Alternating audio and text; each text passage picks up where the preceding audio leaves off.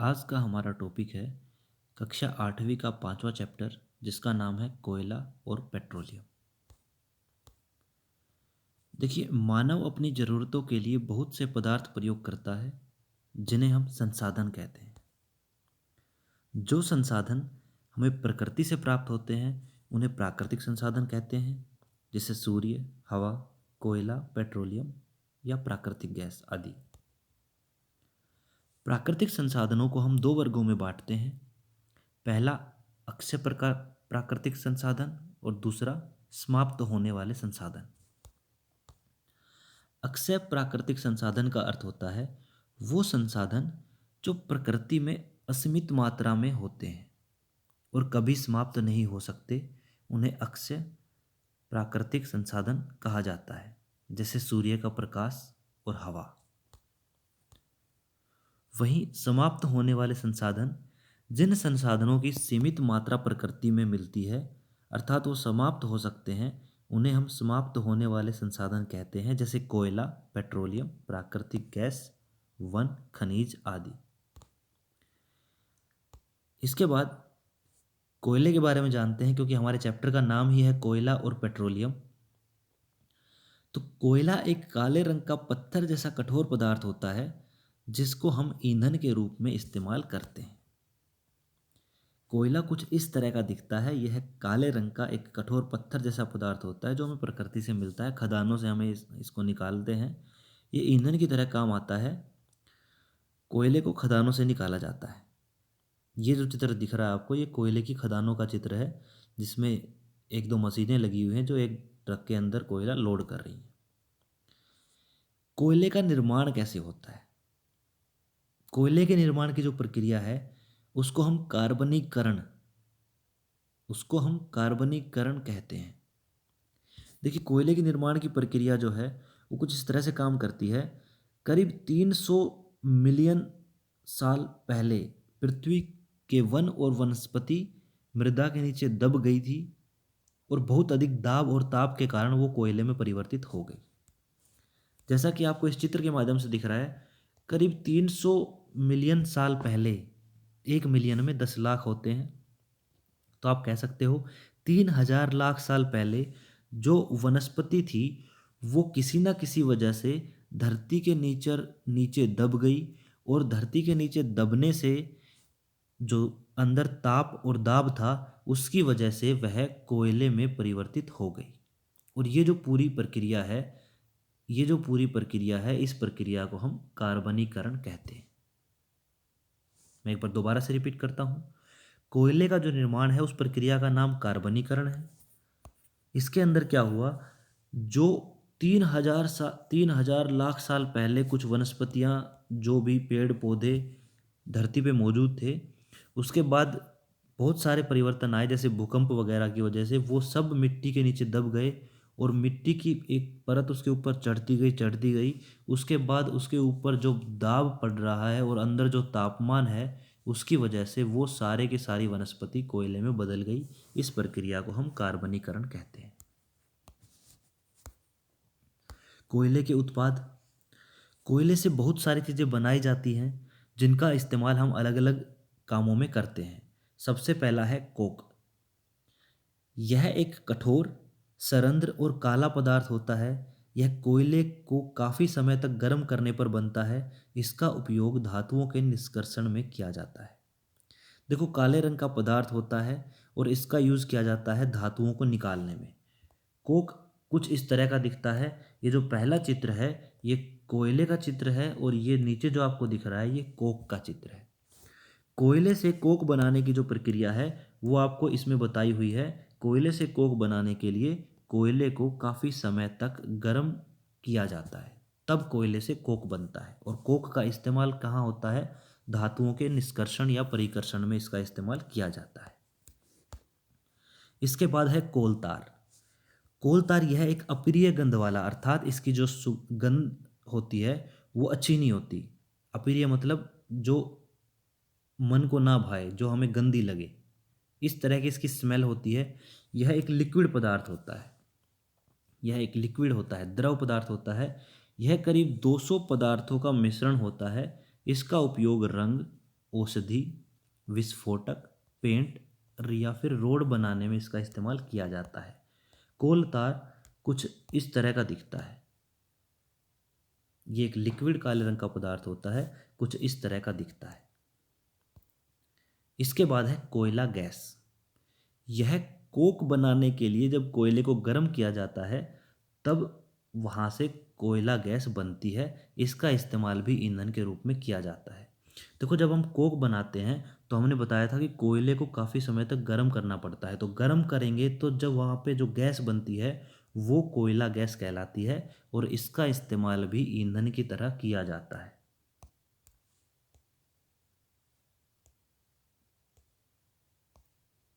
इसके बाद आता है पेट्रोलियम। पेट्रोलियम एक गहरे रंग का तेलीय द्रव होता है। आपने पेट्रोल, डीजल, केरोसिन ये सब सुना होगा। ये सारे के सारे पदार्थ पेट्रोलियम से ही निकाले जाते हैं। पेट्रोलियम से पेट्रोल, डीजल, केरोसिन, मोम जिससे मोमबत्ती बनती है, स्नेहक तेल जो मशीनों में लगाया जाता है ताकि घर्षण कम किया जा सके, ये सारी की सारी चीज़ें हमें पेट्रोलियम से ही मिलती है। पेट्रोलियम बहुत वर्ष पूर्व समुद्री जीवों के गलने सड़ने से बना है।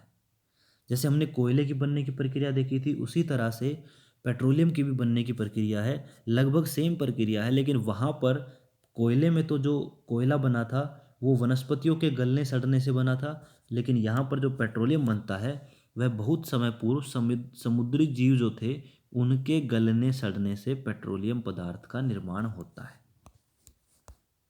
आइए इसको हम एक चित्र के माध्यम से समझते हैं।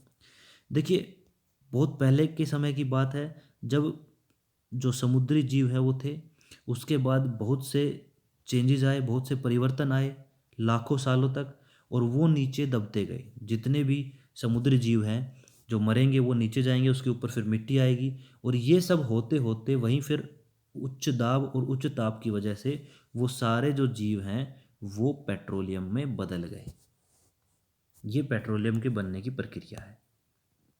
मैं रिपीट करता हूँ इसको। पेट्रोलियम बनने की प्रक्रिया जो है वो समुद्री जीवों से होता है। पुराने समय में लाखों साल पहले जो समुद्री जीव थे वो मरने के बाद उसकी तलहटी में गए। तलहटी में जाने के बाद उसके ऊपर मिट्टी चढ़ती गई, और उसके बाद उच्च दाब और तापमान की वजह से वो सब के सब पेट्रोलियम पदार्थ में बदल गए। पेट्रोलियम के बनने में और कोयले के बनने में सिर्फ एक फ़र्क है कि पेट्रोलियम का बनना समुद्री जीवों की वजह से बनता है, और जो कोयला बनता है वो वनस्पतियों के गलने सड़ने से बनता है। बाकी उच्च दाब और उच्च ताप वाली बात दोनों में सेम है। इसके बाद है पेट्रोलियम और पेट्रोलियम गैस के भंडार। देखिए, जहाँ भी पेट्रोलियम मिलता है उसके आसपास हमें एक गैस भी मिलती है जिसको हम पेट्रोलियम गैस बोलते हैं।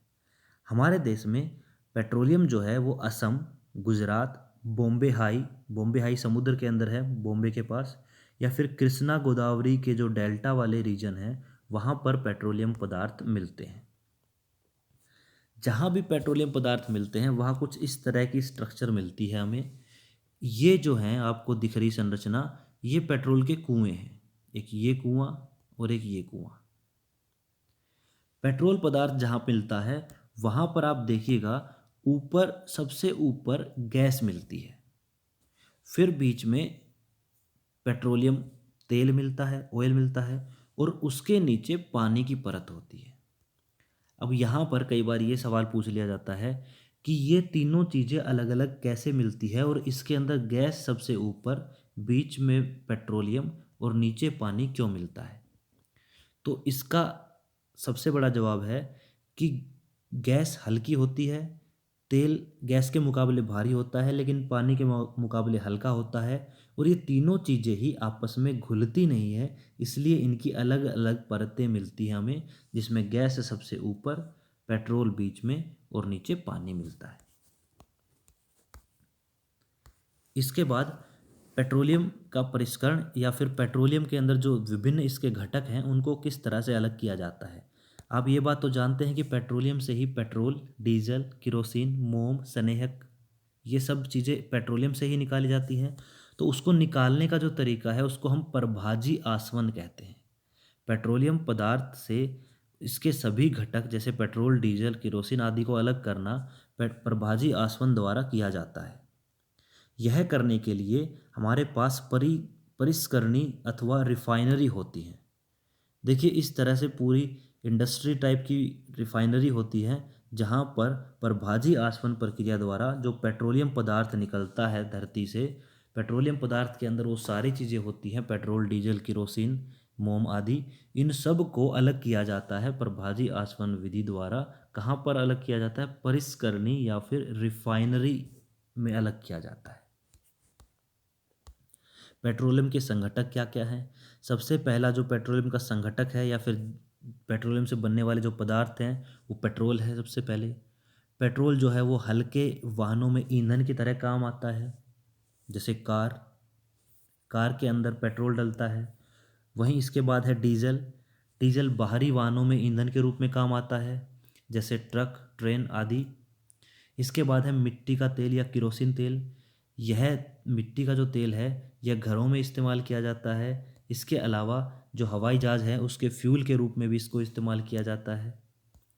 इसके बाद है स्नेहक तेल। यह स्नेहन का काम करता है, अर्थात घर्षण बल को कम करने का काम करता है। मशीनरी में इसको लगाया जाता है ताकि घर्षण कम हो। इसके बाद है पैराफिन मोम। यह मरहम या फिर मोमबत्तियाँ बनाने में काम आता है। ये पैराफिन मोम भी हमें पेट्रोलियम से ही मिलता है। इसके बाद आता है बिटुमिन। बिटुमिन भी एक पेट्रोलियम पदार्थ है जो रोड अथवा पेंट बनाने में काम आता है। पुराने ज़माने के जो रोड हैं वो कोल तार से बनाए जाते थे, लेकिन आजकल इसको पेट्रोलियम पदार्थ बिटुमिन से बनाया जाता है, जैसा कि आपको इस डायग्राम में दिख रहा है। इसके बाद है एलपीजी। एलपीजी गैस जो है वो पेट्रोलियम के साथ ही निकलती है, पेट्रोलियम में से ही निकाली जाती है। इसको भी घरों में ईंधन के रूप में इस्तेमाल किया जाता है। इसके बाद हमारे पास एक टॉपिक है सीएनजी। ये सीएनजी नाम आपने बहुत सुना होगा, संपीड़ित प्राकृतिक गैस इसका फुल फॉर्म है। इंग्लिश में इसको कहेंगे कंप्रेस्ड नेचुरल गैस। यह जहाँ जहाँ पर पेट्रोलियम के कुएं होते हैं वहीं सबसे ऊपर नेचुरल गैस मिलती है हमें, जैसे कि जो हमने पीछे अभी पढ़ा था,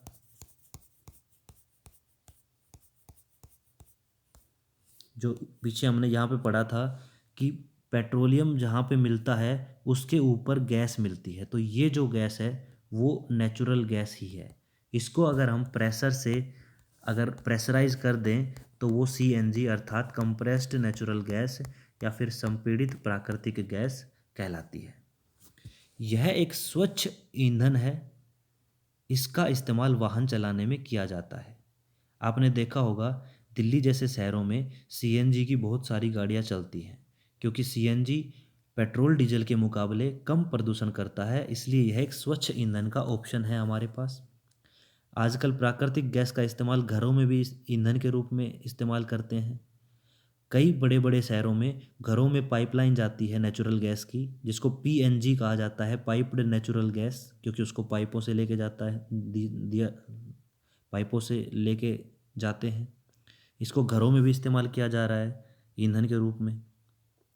सीएनजी द्वारा जितने भी वाहन चलते हैं उनसे पेट्रोल डीजल के मुकाबले प्रदूषण कम होता है, इसलिए यह एक स्वच्छ ईंधन का ऑप्शन है। प्राकृतिक संसाधन सीमित हैं, अतः इनका इस्तेमाल हमें बहुत सोच समझ के करना चाहिए, क्योंकि ये समाप्त हो सकते हैं। इनसे प्रदूषण भी होता है, जैसे पेट्रोलियम, डीजल, केरोसिन आदि से बहुत प्रदूषण भी होता है, जिससे हमारे पर्यावरण को नुकसान पहुंचता है और विश्व उष्णन जैसी समस्या पैदा होती है। यहाँ पर एक शब्द आया है विश्व उष्णन।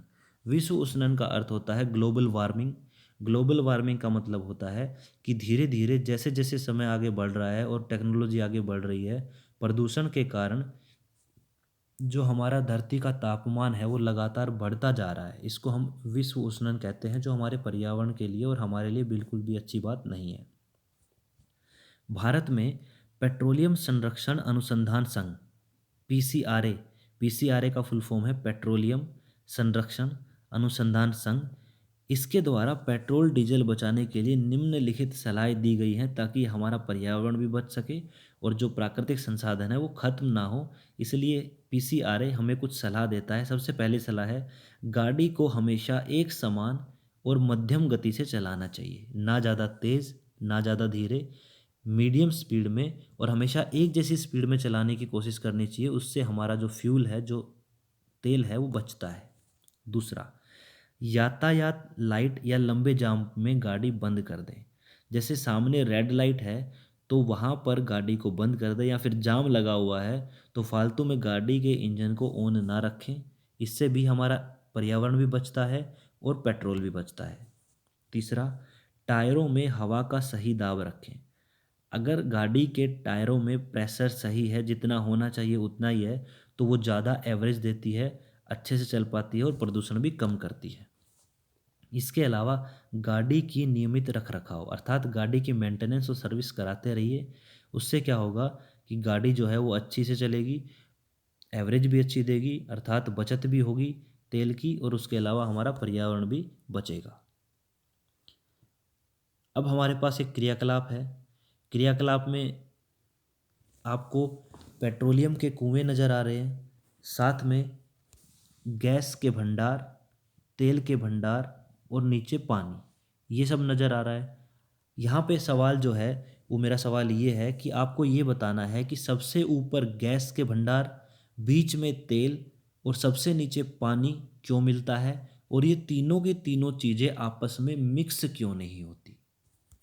ये क्वेश्चन मैंने आपको इसी वीडियो में बीच में बताया है, आप उसको देख के इसका आंसर देना। यहाँ पे हमारा 5वां चैप्टर ख़त्म होता है। अगर आपको समझ आया हो तो मुझे ज़रूर बताएं। आप सभी का वीडियो देखने के लिए बहुत बहुत धन्यवाद।